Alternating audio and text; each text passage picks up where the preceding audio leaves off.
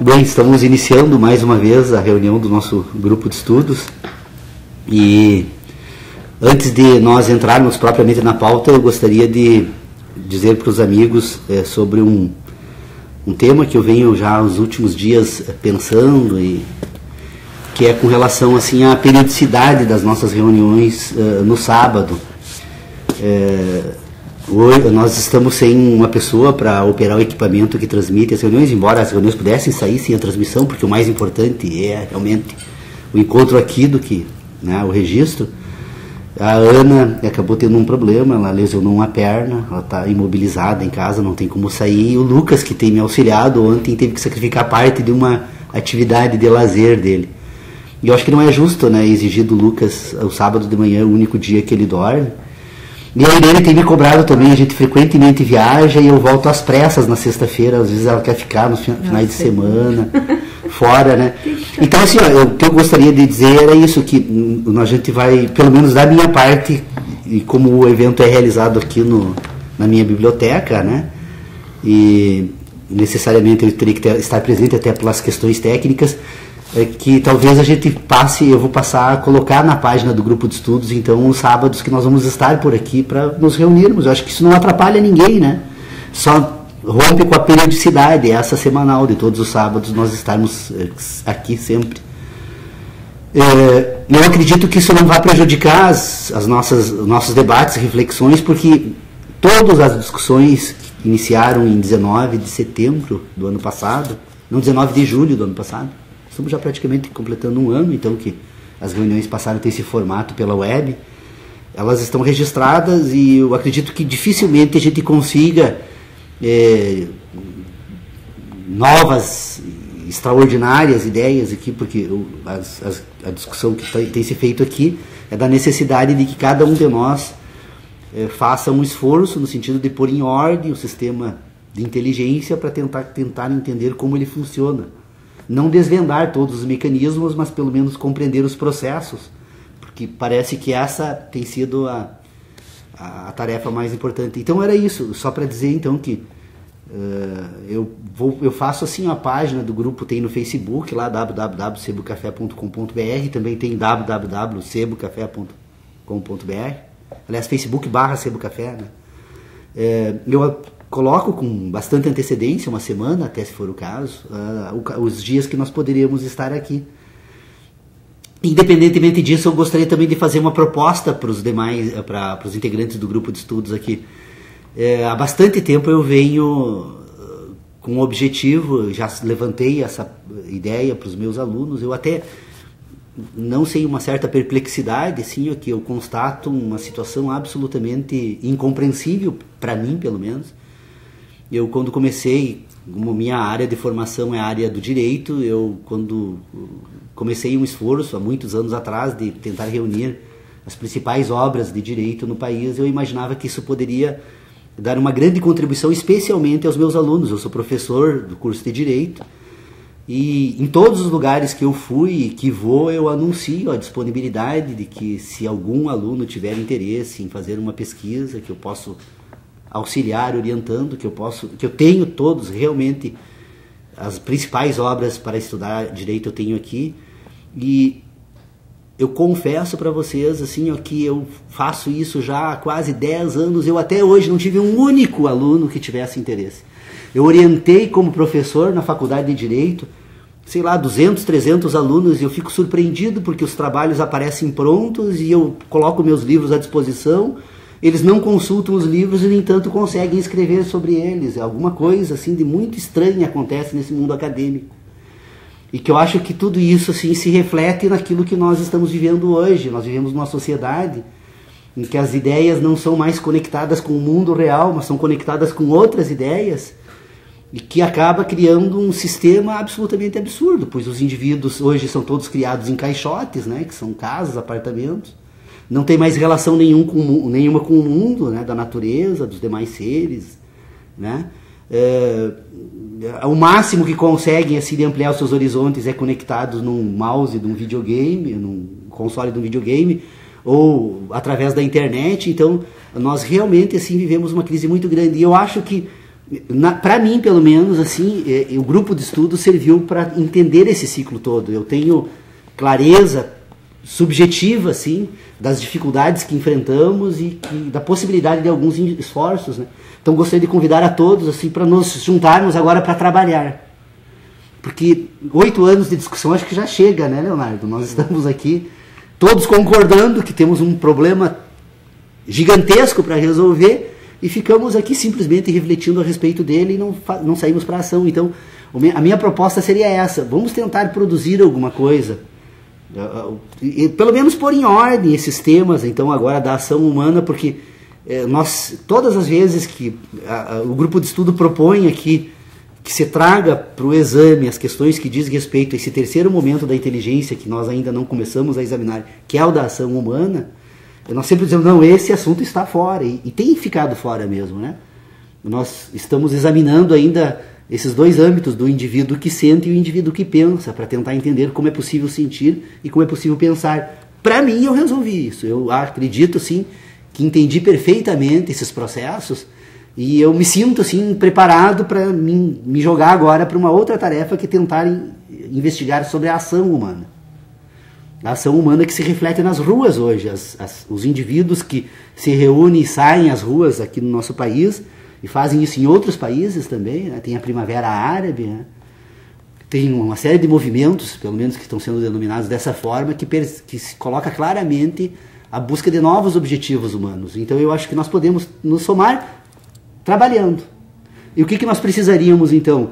O Leonardo, que é um estudioso da linguagem, quem sabe se coloca à disposição para trabalhar um pouco essa questão da linguagem, tentando trazer para o foco desse sistema que foi construído aqui no grupo de estudos. Eu procuro não usar a palavra eu, né?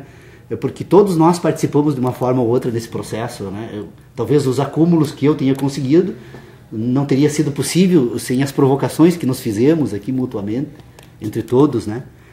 Então, quem sabe fazer uma investigação sobre a linguagem, fazer uma investigação sobre o direito. Aqui o Sodré também, eu tenho dito nos lugares que vou aí, porque realmente, assim, eu fiquei muito encantado com a percepção que tenho que o Sodré ordena as coisas dentro de uma certa lógica que permite avançar e avançar muito nos trabalhos que ele faz nesta área, né?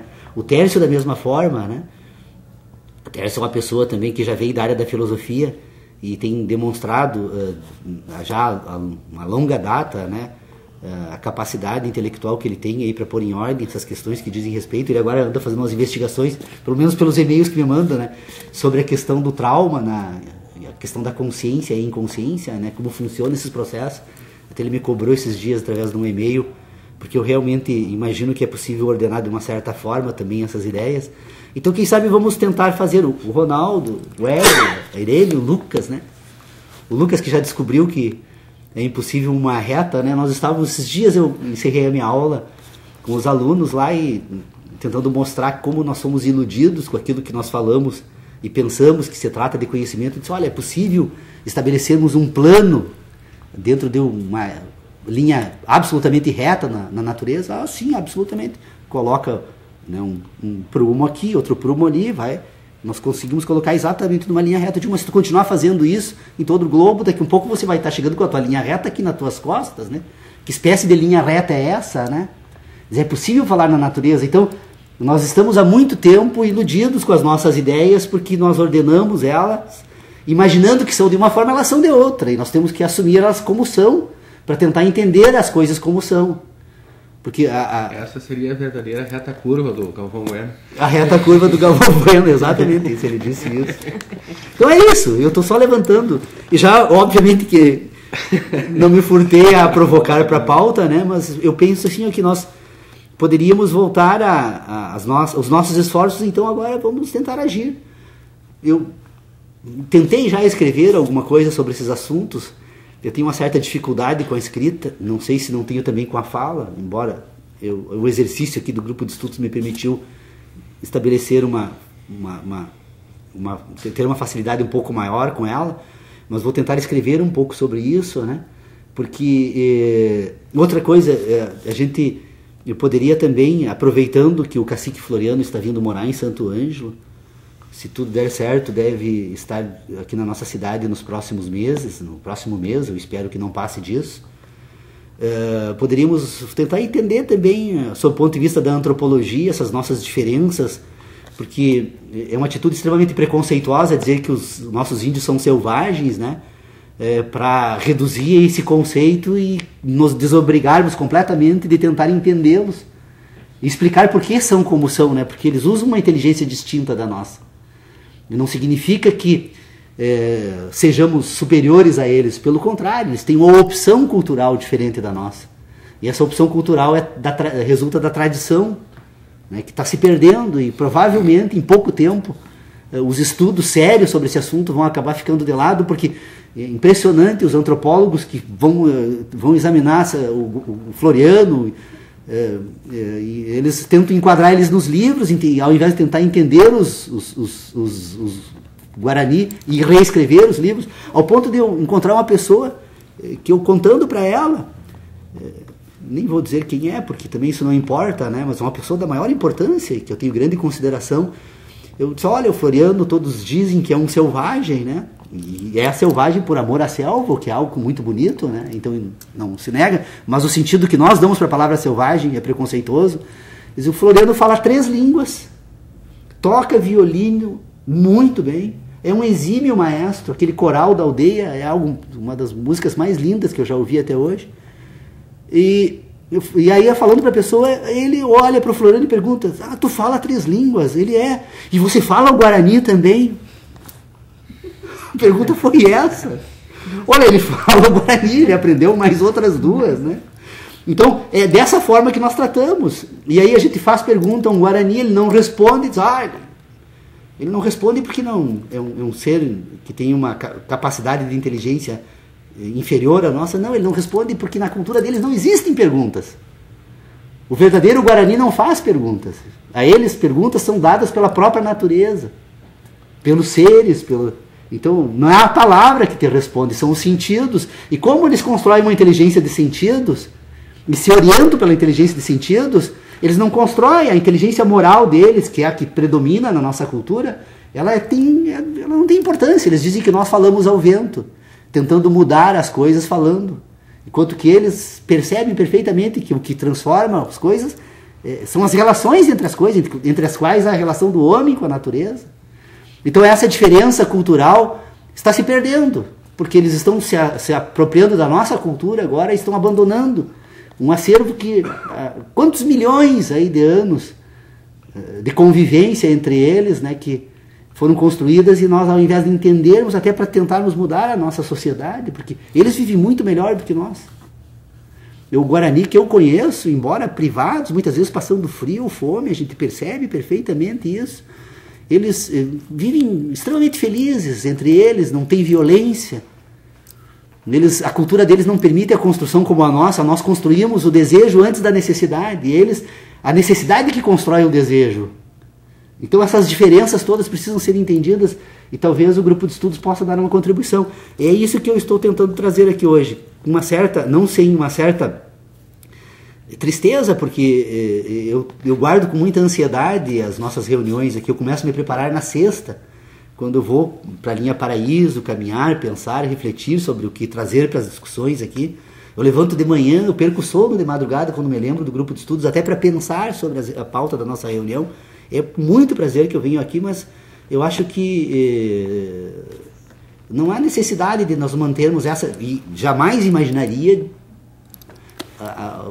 propor que deixássemos de nos reunir, mas só que a periodicidade então dos sábados talvez vinha a ser prejudicada, até porque a semana que vem eu já não estarei aí. Estou tentando retomar as minhas aulas nos cursos de pós-graduação, que o fato de ter reuniões no sábado me afastou. Eu tinha relações com um monte de universidades aí, e quem sabe lá na pós-graduação também eu vou estar fazendo o que faria aqui, né? Então eu quero ver se volto um pouco a trabalhar nas minhas pós, quero também sair, viajar um pouco no final de semana com a minha família, que eu acho que é justo, né, conviver um pouco mais. E realmente durante a semana eu trabalho no escritório, poderíamos retomar uma pauta, quem sabe no meio da semana, fixa daí, como já pensamos na quarta, né? A quarta era um bom dia. Quarta ou quinta, porque quarta você vai ter compromisso no próximo semestre, né? Tem. Não tá certo ainda, mas acho que quarta ou quinta seria bom. Então também, quem sabe retomamos uma pauta, porque o problema não é organizar um horário, né? Que não sacrifique, que não crie essas dificuldades. O Tércio acompanha online lá. Eu quero ver se tecnologia já existe para permitir que haja essa interação simultânea, né? Nós ainda estamos vivendo no período jurássico aqui. Não, é injusto falar isso, porque a internet hoje é muito melhor da época da discada, mas perto do que a tecnologia do mundo hoje todo tem, Santo Antônio está muito mal ainda da internet. O dia que nós tivermos uma banda melhor, porque para quem nos assiste essa transmissão, como a banda que eu tentei aumentar com a companhia telefônica, que não consegui. Eles apresentaram uma série de razões e dificuldades.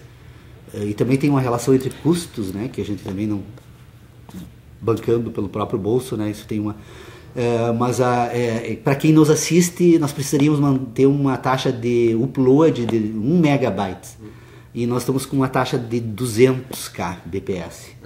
É baixo para transmissão online. Baixo demais.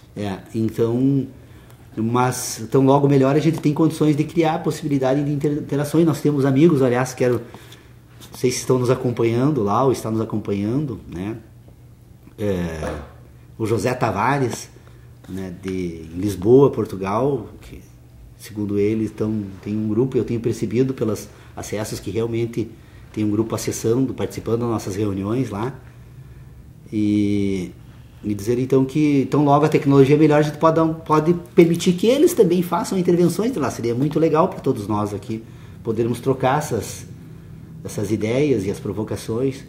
Então, mas eu acho que nós poderíamos fazer isso, então, tentar investigar agora a respeito da linguagem, e quem sabe podemos tentar hoje já expor algumas ideias sobre a linguagem, porque eu não sei se eu entendi adequadamente a discussão que permeia hoje o mundo universitário e acadêmico, as últimas grandes descobertas da hermenêutica filosófica e hermenêutica da linguagem, que tem servido de base para as discussões, é de que a linguagem é constitutiva do mundo do indivíduo, que a racionalidade, que o homem racional se constitui, se constrói o seu sistema de ideias pela linguagem. A linguagem é que daria sentido ao mundo, né? E eu, pensando sobre esse assunto e tentando colocar então esse tema linguagem dentro daquilo que nós estamos discutindo aqui, eu tentei examinar os relacionamentos que a linguagem utiliza para constituir esse indivíduo e o mundo, então, do próprio indivíduo. E cheguei à seguinte conclusão: se nós formos examinar, então, o que a linguagem utiliza e de que forma, então, ela constrói esse sistema que permite ser constitutiva da razão humana, né? Nós vamos perceber que a linguagem ela está referida a ideias. Toda vez que falamos sobre algo, nós estamos relacionando um sistema de significações sonoras, né, que se associam a ideias que o indivíduo tem e que, por sua vez, essas ideias então constituiriam aquilo que o indivíduo tem como mundo, né? Então a linguagem fala do mundo das ideias, ou do mundo dos indivíduos. Bom, como essa linguagem se refere às ideias que constituem o mundo dos indivíduos, nós vamos perceber que estas ideias que o indivíduo constrói, então, que serve de referência para a utilização da linguagem, elas, por sua vez, estão associadas a sentidos, a sensações. E essas sensações, então, elas têm origem naquilo que nós examinamos aqui, que são as relações entre a estrutura orgânica, o homem e a natureza, essas relações entre a estrutura orgânica e a natureza, ou pelo menos essas relações endógenas e exógenas com aquilo que está fora do indivíduo, ela vai compor então sensações que por sua vez vão estar relacionadas a ideias que vão ser utilizadas pela linguagem para tentar representar o que agora? O mundo da natureza e o mundo das ideias dos indivíduos. O problema é que o indivíduo, quando faz uso da linguagem, ele faz referência às suas ideias fazem referência às suas sensações, e as suas sensações fazem referência às suas experiências. Então a linguagem não é universal, a linguagem jamais consegue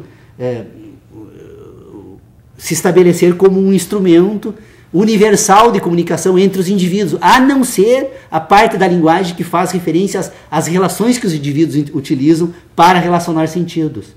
Porque como nós pensamos estabelecendo relações, e como as relações que nós estabelecemos são entre sensações e ideias, nós precisamos de ideias auxiliares para ordenar as relações que nós utilizamos para ordenar as sensações.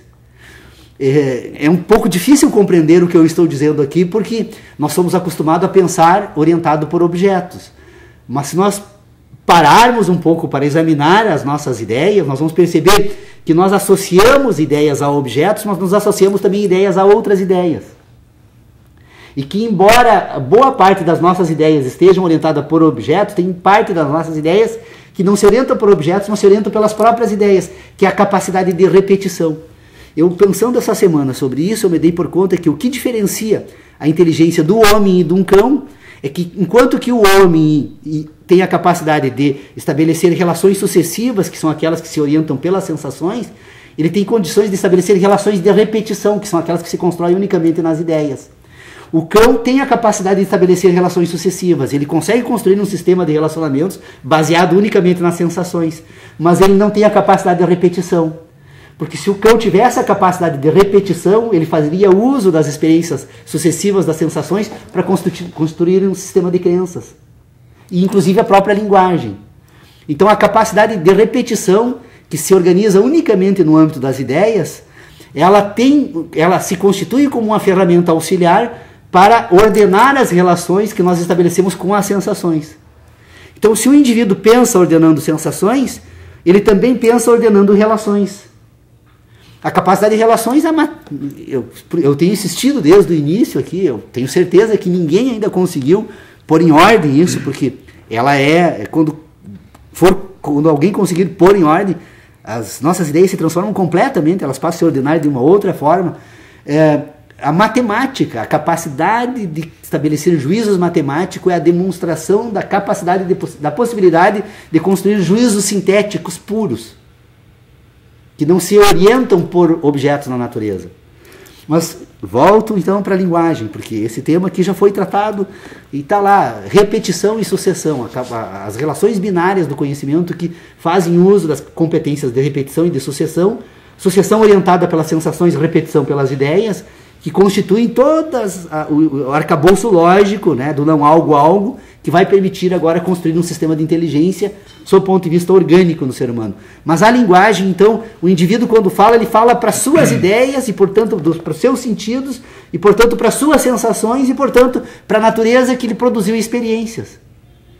Então, quando o indivíduo fala, ele fala voltado para suas ideias, mas ele imagina enganadamente. E ele, por não refletir sobre isso, ele não percebe isso, que ele está falando para as ideias do outro indivíduo. Ele não fala para as ideias do outro indivíduo, ele fala para as próprias ideias.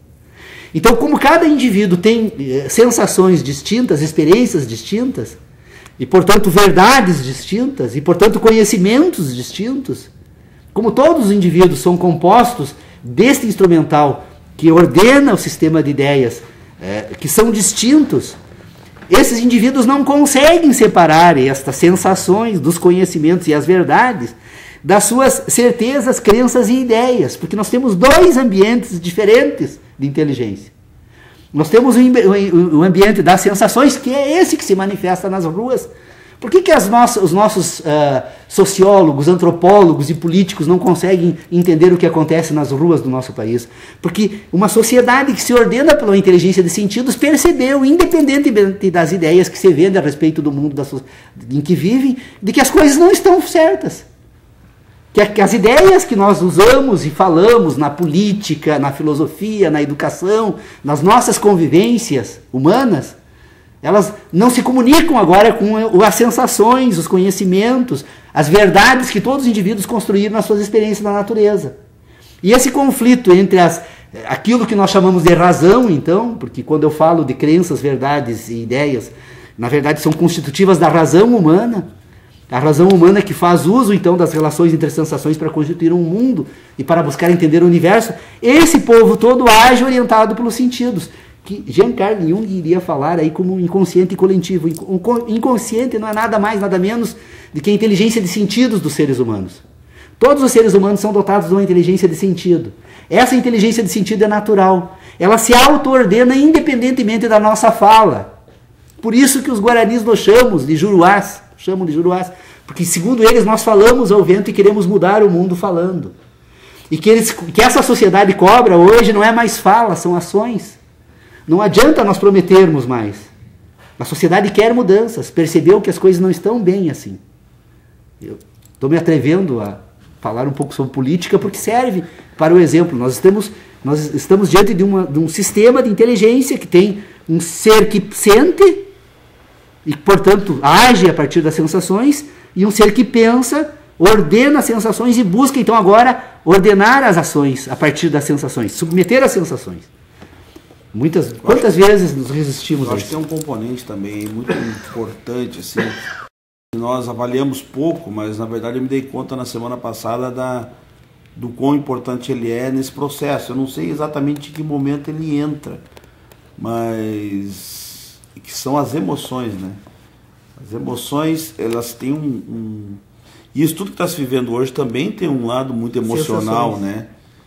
Muito emocional. E eu não consegui ainda verificar exatamente onde entram as emoções. Se as emoções entram junto com as sensações, se as emoções entram a partir da construção das ideias, né? Ou se as emoções entram da relação entre as nossas ideias que geram, ou se a emoção já está ali, como disse o nosso psicólogo da semana passada, o Pitágoras, já está ali constituindo desde sempre nossa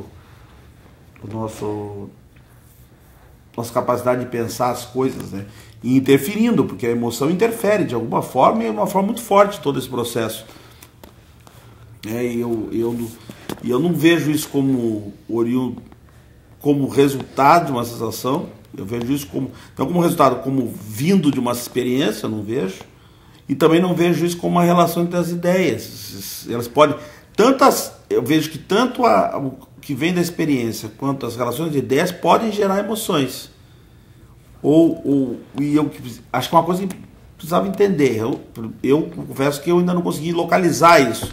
Gostaria de localizar. Ou pelo menos ter uma sensação assim, de dizer, não, isso é uma coisa inata, está dentro da estrutura do ser humano e ponto.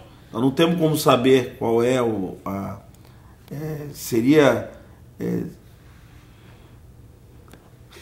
dons do espírito, sem falar em espírito no sentido espiritual, mas no sentido filosófico. Seria os dons do espírito, seria as ciências das coisas do espírito. E estariam ali desde sempre, porque são constitutivos do ser humano, né? Com mecanismos, de repente, naquelas questões ligadas ao prazer e à dor também, de certa forma, as emoções têm alguma vinculação com isso. E outra coisa que eu estava pensando aqui agora, enquanto tu falavas, é a respeito da análise da linguagem. A linguagem me parece que é o primeiro ato de ação humana, né? Sim. Primeiro ato de ação humana no sentido assim, de primeiro ato em que o homem externaliza as coisas vinculando com o outro. Por isso que eu digo que eu não sei se a linguagem ela está na esfera, chegando na esfera da ética, mas muito mais direcionado para a política, né? Porque seria o momento da interação humana, porque a linguagem por si só, o homem age ética e politicamente, mas mais politicamente em razão dos outros indivíduos, né? E a linguagem seria um meio de conexão. Acho que o Leonardo podia falar muito mais disso, mas acho que esse ponto de análise assim, para a gente seria interessante, entendeu? O momento da passagem entre Eu acho que eles pedem para mim falar, eu como sou, mas... Eles combinaram. Não combinamos nada, eu só tô... Via Facebook. Vamos deixar. Vamos massacrar o Leonardo. Cansado, sábado, sem vontade, nem nós vamos dar espaço para ele. Mas acho que o Paulo tinha aquele triangulação que fazia com a linguagem. E não, é que nós temos como é que era? nós temos três momentos de inteligência. de 3 momentos de exame do homem, né? Tu tem que examinar o homem sob o ponto de vista das sensações, né? Você fala aí, né, das emoções, né, que você usa, né? Então o homem tem que ser examinado sob o ponto de vista da razão, que é as ideias que o homem tem sobre tudo isso, e depois o homem tem que ser examinado sob o ponto de vista da ação. O problema todo é que a linguagem é um elemento da ação humana, ele faz parte da ação humana, porque a linguagem ela se dirige ao outro. O indivíduo numa ilha, que nascesse sozinho numa ilha, e que não tivesse contato com nenhum outro indivíduo, ele não dispensaria completamente a linguagem como um instrumento da sua ação. A linguagem ela se torna necessária na medida em que o homem se relaciona com os outros. Então eu acho que isso é uma questão que me parece... Era outro triângulo que tu tinha, que tu fazia em relação à linguagem. Agora eu não lembro mais bem como é que era. Linguagem, razão e sentidos. Não lembro mais. Sensações? Mas o problema, assim, só para não deixar passar, eu já tento lembrar dessa questão, mas só para não deixar passar essa questão que o Sodré coloca aqui sobre a questão das emoções. O que seriam as emoções? As emoções são, na verdade, as relações que o indivíduo estabelece com as suas sensações. E aí as emoções elas seriam as mesmas em todos os indivíduos. Os indivíduos têm as mesmas competências que permitem ter as emoções. O problema todo é que das relações que os indivíduos estabelecem, das suas emoções, com as relações que ele estabelece com a sua razão, é que vai transformar o indivíduo. Porque, na verdade, a razão agora ela passa a coordenar a ação. Na medida em que a razão coordena a ação, ela tenta submeter as emoções. Por exemplo, nós constituímos um sistema de inteligência que, desde o primeiro momento da nossa existência, nós colocamos, por exemplo, a nossa sexualidade como pecado, como algo que deve ser reprimido, que deve ser... Né? O que nós colocamos? Olha, se a sexualidade humana é o principal instrumento da natureza de garantir a preservação da espécie, a reprodução... nós já iniciamos mal na nosso sistema cultural. Provavelmente, se nós formos examinar do ponto de vista da antropologia essa questão, provavelmente as convivências tribais e a cobiça do homem, né, pelo uso da força, né, na reprodução, isso acaba gerando guerras, tanto que algumas culturas até hoje cobrem completamente as mulheres, né, de qualquer tipo de contato visual com os outros indivíduos, exatamente para preservar em função do comando que a natureza estabelece para todos os indivíduos da sexualidade. Mas numa relação assim, que não tenha esse tipo de problema, como a gente percebe em determinadas comunidades indígenas, a sexualidade não é um instrumento utilizada pela cultura civilizada para criar mecanismos de dominação. Então, se nós fôssemos examinar todas essas questões aí, provavelmente nós nos perderíamos pelas quantidade de variantes que vamos encontrar nas experiências humanas no planeta. Mas uma coisa é certa, as instruções que a natureza utiliza para assegurar a sobrevivência e a reprodução, elas estão vinculadas diretamente à questão das emoções, porque são as emoções que coordenam a ação humana no primeiro momento. Quando uma pessoa reage, por exemplo, rapidamente numa certa situação, numa queda, ela não pensa. Se alguém fosse pensar primeiro dos movimentos que precisa fazer com o braço para impedir que quebre o nariz no chão, ela quebraria 300 vezes o nariz antes de coordenar, logicamente, as mãos para impedir a queda. Então tem um sistema de inteligência natural que coordena os sentidos humanos, que vai movimentar todos os mecanismos necessários para que ele impeça o nariz de ser quebrado. Então, só que a civilização atual, a filosofia atual, os educadores atual, eles partem do pressuposto, ao constituir os sistemas que vão ordenar então o sistema de ideias que são produzidos agora, em boa parte desses livros aqui, ela afirma o contrário, que o indivíduo só não quebra o nariz porque ele é racional e ele consegue ordenar todas as suas ações e reações no sentido de colocar exatamente a mão como tem que ser para evitar a queda. Então, na verdade, as emoções elas coordenam a ação humana, são os primeiros instrumentos, independentemente da razão. O que está levando as pessoas à rua hoje não é a razão, porque se elas fossem pensar um pouco sobre a realidade que nós vivemos, provavelmente voltariam para casa. Não, você mataria. Agora, elas estão movidas por emoções. Nós temos uma inteligência emocional, que é o inconsciente coletivo do Carl Jung, então, que constitui um sistema de inteligência que coordena as ações. E a gente já sabe onde isso termina, né? Vamos esperar para ver. Até, Paulo, eu assisti várias entrevistas em que as pessoas eram questionadas, por que você está aqui protestando? E muitas até tentavam ser sinceras, né? Mas sinceridade não basta, né? Se percebe o quanto que, nesse aspecto, a racionalidade não ocupa nenhuma importância para a pessoa, o fato de estar lá com o movimento, estar lá como uma emanação do inconsciente coletivo, propriamente dito, né? Então, todo aquele grupo articulado, muitas vezes sem se preocupar com a pauta, mas seguindo essa pulsão. E para transformar essa sensação em ódio não é muito difícil. Esse é o grande perigo que nós vivemos. É o que tem acontecido, né, Paulo? Por exemplo, assim, Perigo, a gente aqui, porque... os mais velhos aqui, são parte de uma geração que propuseram as diretas e derrubaram o Collor sem violência. Nossa geração foi para as ruas, derrubou o Collor, não houve violência. É que o ódio que se manifesta em pequenos grupos as diretas, pode hoje na Zero Hora tem uma entrevista. Isso é perigoso. Não sei se alguém leu hoje, mas hoje no jornal tem uma entrevista. Quando as pessoas falam em degolar...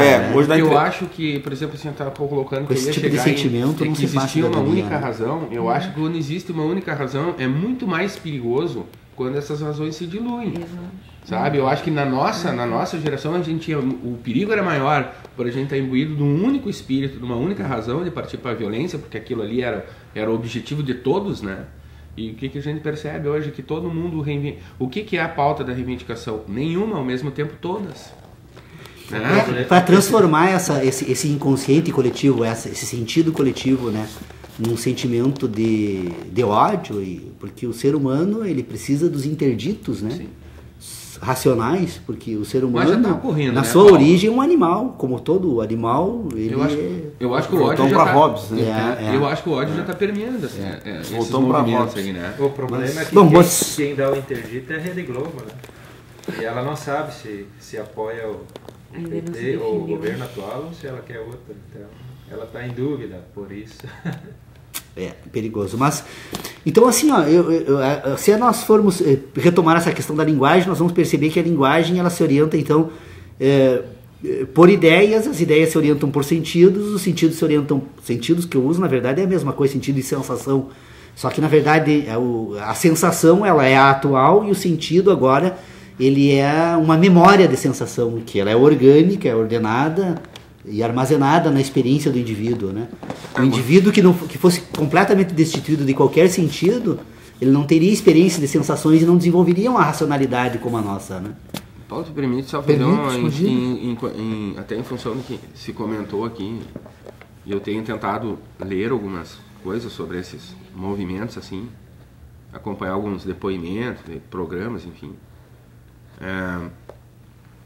Pegando assim, claro, vamos botar em tese aqui uma parcela de intelectuais aqui, né, brasileiros e tal, a dificuldade para se fazer uma leitura do que está acontecendo. Há uma dificuldade, assim...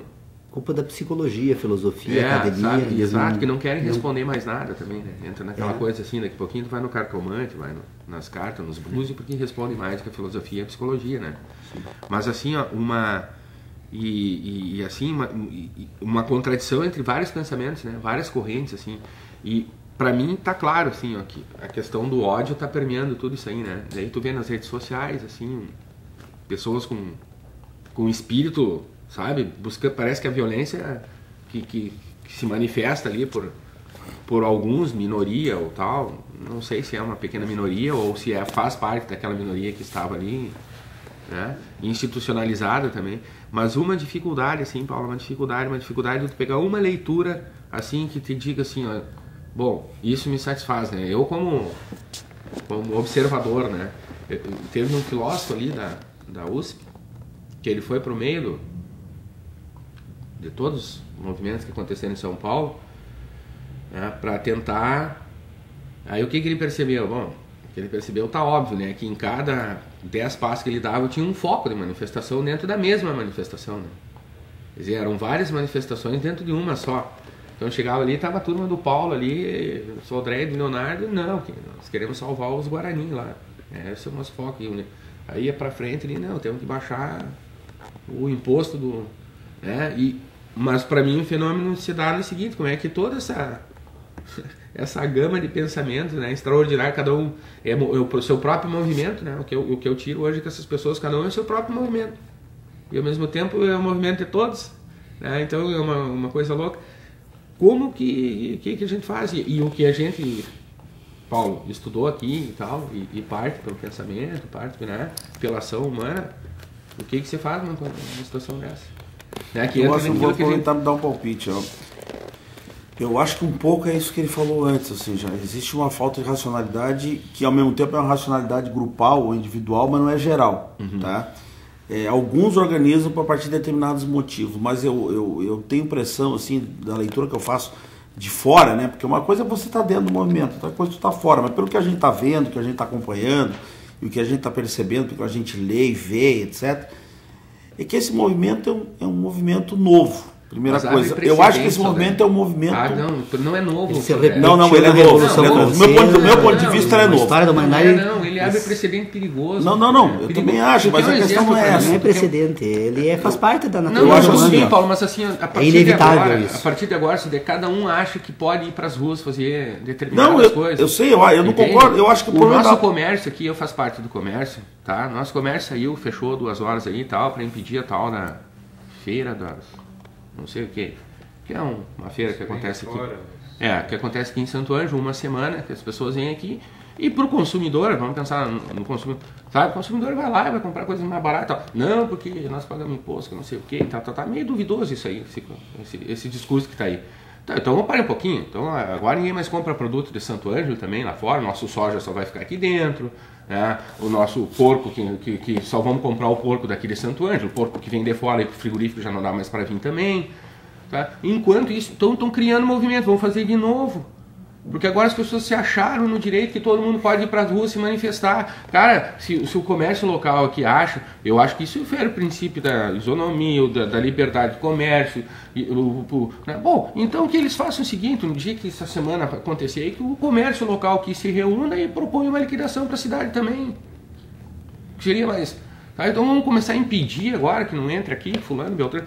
Todo mundo agora se acha no direito de ir para a rua protestar, aí, achando que... Deixa eu dar um motivo porque eu acho que a coisa está assim... que é o chamado fascismo fascinante, deixa a gente ignorar, ignorante, né, fascinada. Porque daqui a pouquinho tá todo mundo achando aí que agora pode ir para a rua, fazer o que bem entender. Eu acho... Essa é boa. E é o fascismo, né? É nem Lisboa, né? Não, do Ney ou do Humberto Gessing. Esse dia eu até brinquei, isso é a única coisa que o Humberto Gessing, se foi ele ou Ney Lisboa, não sei, para os dois cantos. Eu não sei, Eu nem pesquisei porque eu não gosto de nenhum dos dois. Eu gosto dos dois. E daí eu disse assim, não, mas o fascismo fascinante deixa a gente ignorante fascinada, né? Eu digo, talvez eu me um dos... Mas eu acho que é do Humberto Gessing. Eu acho, né?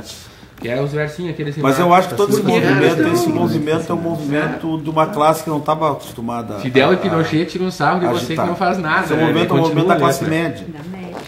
Fidel e Pinochet tiram um sarro de você que não faz nada. Nem Lisboa. E tudo passa. Não, isso é engenheiro. É engenheiro. Engenheiro também. Por aqui. É bem que legal. Tirinho. Eu acho que esse momento é um momento da classe média. A classe média, primeiro, nunca foi de protestar. Não está acostumado. A classe média está multifatorial. Fez em 64, a marcha pela família. Família com Deus, pela família e pela sociedade. É a classe média. Mas naquela época deram um tom religioso também no não, agora não tem. Mas tem. Mas vai ter. Se não está tendo, vai ter daqui a pouco. Já está tendo o momento dos evangélicos aí, está muito forte. Não é da igreja, mas é dos evangélicos. Segundo, eu acho que os políticos no Brasil ainda não se deram conta do que está acontecendo. Não se deram conta, por exemplo. Eu acho que eles já se deram conta há muito tempo do que está acontecendo, estão dando balãozinho já. Não. Agora se assustaram, porque eles não deu um susto nada. Não deu nenhum susto. Não massa mais discurso, né? Não deu um susto na classe política. Deu sim. Não deu nenhum. Deu um susto na classe política e... Senado, pelo amor de Deus, gente. Se aquilo lá mas ninguém vai renunciar. Isso aí ninguém vai renunciar. Agora estou dizendo o seguinte: tanto deu que os caras aprovaram o toque de caixa, e eu acho isso muito perigoso também. Legislar dessa forma, baseado única e exclusivamente em pressão popular. Tu vê que agora estão propondo esse plebiscito. Até porque tem um Estado, né, Tina? E o Estado também mas isso é a descrença do Estado, né? Pessoal, mas vamos fazer o seguinte, vamos tentar... Desculpe, então eu só der terminar, vamos... Desculpe, eu só acho que a reflexão toda passa em torno de tentar entender esse movimento como um movimento novo, do meu ponto de vista. Ele é um movimento da classe média. Não caiu a ficha ainda para os nossos governantes o que a classe média precisa. A classe média no Brasil está achatada faz mais de 20 anos, achatada no sentido assim de não ter perspectiva para a classe média. Tu tem para o grande capital, tu tem, para os menos favorecidos você teve nos últimos anos, e para a classe média tu não tem há anos. E a classe média tem uma aspiração legítima. E se os políticos não olharem para a classe média que está se sentindo sufocada, ela vai continuar nas ruas aí agindo. Então, existem políticas que eles podem ser feitas para a classe média, que não precisam ser iguais às classes menos favorecidas, mas você tem que olhar para a classe média. Nós estamos há mais de 20 anos com a classe média segurando o peso do ajuste, tanto o ajuste financeiro do Brasil, sair da inflação, como agora o ajuste da distribuição de renda. E isso cai em cima de quem? Cai em cima da classe média. E tu não tem uma política para a classe média. Então isso está levando a uma insatisfação generalizada. E pode ver pelo movimento da rua. Sem contar eu quero que vocês me digam quem é essa classe média. Não, mas a classe média é a classe média. A classe média é a classe média. Somos nós. Classe média somos nós. Não, nós não somos classe média. Por favor. Não. Segundo a definição econômica, não vamos falar disso agora, mas segundo a definição econômica, quem ganha acima de 2 mil, não sei quantos reais, até 10 mil, 12 mil, 20 mil, não assim é classe média. Classe média hoje está mais, olha, tu identifica uma classe média no serviço público. Fora isso não tem. Ou tu tá na baixa ou tu tá acima. Isso é uma coisa, é uma sensação, ninguém tem uma sensação de que... Bom, mas depois a gente discute. Não, tranquilo. Na verdade, eu imagino que a gente poderia então propor essa discussão sobre a questão da... Eu já venho trazendo isso então de um trabalho mais aplicado, né? Topicamente nós escolheríamos algumas questões aí para serem examinadas e tentar produzir textos, porque na verdade o grande problema do método que a gente utiliza aí de gravar e fazer vídeos e coisa e tal é que ele demanda um monte de tempo e é difícil você retomar certas reflexões. Um texto escrito você lê, não retoma ele, põe no bolso, né? Faz como eu levei, eu acho que mais de um ano lendo as primeiras 3, 4 páginas da Crítica da Razão Pura do Kant, porque me parecia assim que toda vez que eu imaginava que tinha entendido, como a Cibele, minha colega de escritório, ela definiu a Crítica da Razão Pura de uma forma que eu achei sensacional. Ela disse assim, eu estou indignado com Kant, me disse ela, um dia no escritório. Ué, por quê? Ela começou a leitura da Crítica da Razão Pura. Não, eu li a introdução da crítica, que era e ainda é a proposta do grupo, né? Imaginei que havia entendido. Aí voltei a ler, aí percebi que não havia entendido nada, que aí sim havia entendido. E aí depois voltei, cada vez que eu lia, eu entendia diferente. Ela assim, eu voltava a entender. Voltava e a leitura se transformava.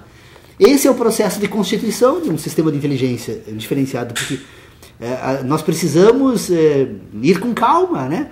Eu lembro no início das nossas reuniões que em uma semana já alguns integrantes do grupo, quando nós levantamos essa proposta de ler a crítica, já tinham lido toda a obra e eu não conseguia passar da primeira página, né? E isso é importante, porque eu vou dizer uma coisa para vocês. Quanto tempo? Eu até hoje não passei das primeiras 17 páginas. Hoje me sinto em condições de examinar o restante da obra. Não tenho mais... 2, 3 meses, ou 2 não entendeu nada, tá mentindo, né? Porque... Kant é uma obra para uma vida toda, pelo menos o sistema que ele constrói ali exige um esforço muito grande. Mas o que eu quero dizer assim, é que se nós pegarmos o David Hume, os 2 primeiros parágrafos do David Hume são fundamentais. Entender o que ele diz ali nos 2 primeiros. Não precisa ler o restante da obra. Eu não preciso ler, né? Não estou dizendo que ninguém precise ler, obviamente. Para mim, os 2 primeiros parágrafos de David Hume, ele vai expor ali o dilema que a filosofia passava aí no período em que ele trabalhou com as investigações a respeito do entendimento humano. E que, segundo ele, a filosofia, a ciência da natureza humana, que era como ele designava, ou a filosofia moral, ela ou tomava o homem como um ser que, segundo ele, era movido pela ação e influenciado pelo gosto e o sentimento, então ele passava a organizar esta ação, né? ou o homem era movido pelo entendimento, e portanto a tarefa toda da filosofia seria formar esse entendimento. O que nós temos, isso foi em 1748 que ele escreveu, o que nós temos é um esforço que é iniciado então em 1773, quando Kant, então, com 47 anos, influenciado por esse trabalho de David Hume, então ele começa a tentar escrever a Crítica da Razão Pura, leva 10 anos.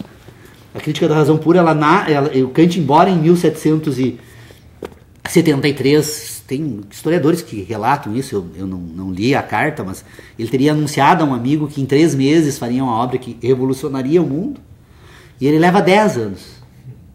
10 anos, 1783. Vocês vejam então que 35 anos depois desse trabalho de David Hume, o Kant faz um corte e abandona completamente o empirismo, né, que é a filosofia vigente à época, que buscava entender as sensações humanas, os sentidos humanos, né, e passa a trabalhar única e exclusivamente com a razão. E como é que ele faz isso? Quando ele constrói essas ideias de juízos sintéticos e analíticos a priori. Vocês vejam a influência que David Hume tem nessa obra de Kant, ou a filosofia da época, que como ele não conseguia trabalhar ainda com as ideias de juízos puros e impuros, ele vai estabelecendo uma cronologia temporal, a priori, inclusive para os juízos sintéticos. O juízo sintético ele é puro ou é impuro. Ou ele usa a natureza como modelo, não usa a natureza como modelo. É essa a distinção. A matemática não usa a natureza como modelo, por isso ela é pura. Então ele vai, mas ele estabelece porque inclusive as ideias de David Hume de causa e consequência, porque para algo ser a priori tem que ter uma relação temporal. E tanto que toda a obra de Kant depois ele vai trabalhar com duas, que ele diz que são intuições puras, ou que seriam condições de possibilidade do conhecimento, que é o quê? O espaço e o tempo. Então como para ele o espaço e o tempo eram necessários para ordenar qualquer juízo, então ele precisaria colocar no tempo os juízos. Então eles eram a priori. Quando na verdade a discussão não era sobre a natureza a priori ou não, mas sobre o fato desses juízos fazerem uso ou não da natureza como modelo. E essa reflexão ela é possível de ser apreendida tanto com esses 2 parágrafos de David Hume, então que precisamos entender o que ele tenta trazer ali, como essa reflexão feita na introdução da Crítica da Razão Pura, quando Kant vai estabelecer então a natureza a priori dos juízos. E o que o Kant faz? Por que o Kant consegue libertar então a filosofia dos sentidos humanos? Quando ele consegue dar um termo, não quero jamais imaginar assim que eu estaria desprestigiando o Kant, que é uma pessoa que eu tenho, a quem eu atribuo, junto com Descartes, os grandes ganhos que eu tive na minha capacidade de entender a minha capacidade de pensar, mas o que o Kant faz é contrabandear agora para o mundo das ideias o mundo da natureza. Tanto que ele vai dizer que os juízos analíticos, a priori, que é os juízos onde então nós vamos nos voltar para o mundo da natureza, né? Ele diz que eles são a priori quando você não consegue separar sujeito e predicado. Toda vez que um juízo sobre qualquer questão que diga respeito à natureza não permita a separação entre sujeito e predicado, então ele pode ser tratado como um juízo a priori, analítico a priori. E o que ele vai dizer então, como argumento que encerra o debate? Pena que eu não tenha vivido na época e tido essas ideias até para discutir isso com ele. Ele encerra quando ele diz o seguinte, que ele usa então como exemplo, todos os corpos são extensos. Segundo eles, eu não posso separar a ideia de extensão da ideia de corpo. Ora, se eu não posso separar a ideia de extensão da ideia de corpo, então é um juízo analítico a priori. Agora o mundo está no mundo das ideias. Agora eu abandono os sentidos, eu tenho um corpo para trabalhar. Esse corpo agora eu passo a introduzir outros juízos, né? Outros predicados. Todos os predicados, peso, dimensão, todas as ideias que nós introduzimos sobre o mundo da natureza, introduz para o mundo das ideias e eu abandono a natureza. E aí então nós construímos um sistema de racionalidade que é o modelo na educação, na filosofia, é modelo em todas as ciências humanas, é de que nós não precisamos investigar sobre os sentidos humanos. Então, Tércio, tu está sentindo fome? Não, pensa na comida que basta. Seria quase isso, né? É assim que o Guarani nos vê. Aliás, a ponto de que a comunicação nossa é tão complicada que um dia eu, me pautando pelas nossas, o Dr. Pedro Osório, que aliás não está aqui hoje porque está ouvindo uma sobrinha que está falando sobre os pré-socráticos. Ele foi convidado, então, para ouvir sobre os conhecimentos que ela adquiriu no mundo acadêmico. Então, ele está lá, até pediu para registrar a ausência dele, a impossibilidade de estar aqui, porque ele disse que, segundo ele, não teria como recusar esse convite. Mas o Dr. Pedro Osório presenciou um diálogo meu com o cacique Floriano aqui nesta sala, em que eu, utilizando as nossas formas de comunicação, eu pergunto para o cacique Floriano, você come? Ele me olhou assim, mas vocês precisavam estar aqui para ver o olhar de perplexidade que ele teve para mim, assim, como que disse, esse cara é um maluco, né? Qual é o ser humano que não come, né? Todos os seres humanos, tá, ele ficou. Daí ele um pouco, eu digo, tu almoça, Floriano? Ele, sim, almoço sim. Eu digo, mas que horas tu almoça? Ele, quando eu tenho fome. E eu estava tentando imaginar que ele, como nós fazemos, estabelece um horário para ter fome, né? Nós aqui não importa se nós estamos com fome ou não, às 12 horas nós vamos comer, né? E isso é o resultado do quê? De um sistema de inteligência que se pauta pela racionalização do mundo, né? Culpa dos franceses. Ao meio-dia, que existia a sessão parlamentar lá deles, né? Na Argentina é diferente. Não, mas o hábito de tu ter um horário, sim, mas o hábito de tu ter um horário para almoçar e a palavra almoço tal, surge lá dos franceses, né? Floriano, você come, vocês precisavam dele, eu nunca vi Eu também. E aliás, eu levei como uma lição aquilo. Eu como na hora que eu tô com fome. E eu levei como uma lição, porque na verdade a grande questão do Guarani é que nós não devemos fazer pergunta a ele. Se você quer conhecer o Guarani, simplesmente observe. Quando ele tiver necessidade de falar sobre algo, ele fala. E as 2 ou 3 palavras são tratados sobre o entendimento humano. A propósito, eu soube que algumas culturas orientais, japonesas e outras por lá daquela região lá, eles têm um modo diferente de encarar o mundo. A linguagem, né? A linguagem também é diferente e tudo eles não veem os indivíduos individualmente, veem no contexto. Como é que é isso? Eu não sei, né? Ainda só sei que é assim. Não entendi ainda esse negócio. Em relação com os outros, não com ele mesmo, né? Eles são diferentes. A alteridade. Eles veem as coisas de um modo diferente. Os orientais têm muita alteridade nas Eles relações. têm um outro approach. A reverência ao outro. Do assunto. Associando com isso, em determinada ocasião, eu lembro que eu vi uma notícia e eles relacionaram isso ao fato de que aqui, costumeiramente, quando ocorria aquele período de se não me engano, a gripe A, as pessoas utilizavam a máscara para evitar pegar o contágio. E eles lá usam para não contagiar o outro. Para não passar para o outro, ele utiliza Exato. a máscara. A gente se protege, aqui na nossa civilização se protege para nós, né? Eu quero me proteger do outro. E eles lá não, eles querem proteger o outro da doença deles. É a alteridade, né? É uma senhora diferença, né? Prova de que os projetos humanos do planeta são distintos, são muitos e precisam ser conhecidos, né?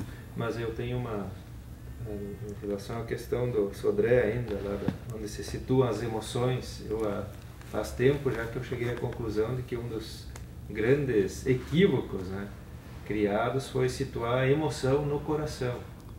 Eu acho que isso trouxe muito prejuízo para a compreensão desse fato, né, dessa questão. Eu acho que à medida que conseguimos ou que situamos a emoção na razão, né, as coisas começariam a mudar de novo. Começariam a ser sabe que pro Guarani, sabe onde que se situam as emoções? E quando tu fala assim, meu coração, senti no coração, entranhas. Nas entranhas. Na verdade, todas as emoções se manifestam nas entranhas. Então, quando o Guarani diz, olha, eu tô com uma dor no coração, na verdade, o coração para eles não é o que bomba sangue, né? São as entranhas. Mas também Mas é onde as emoções se manifestam. Mas estão na razão, né? Sim. Não, tá no sentido. Não, a razão só ordena. Não, mas ela se processa na razão. Aonde tu vai construir ideias sobre as emoções. Mas as emoções, elas te governam. Sim. Mas, tipo, a raiva está no coração, nas entranhas ou está no cérebro? Na estrutura orgânica toda. Não é a líquida.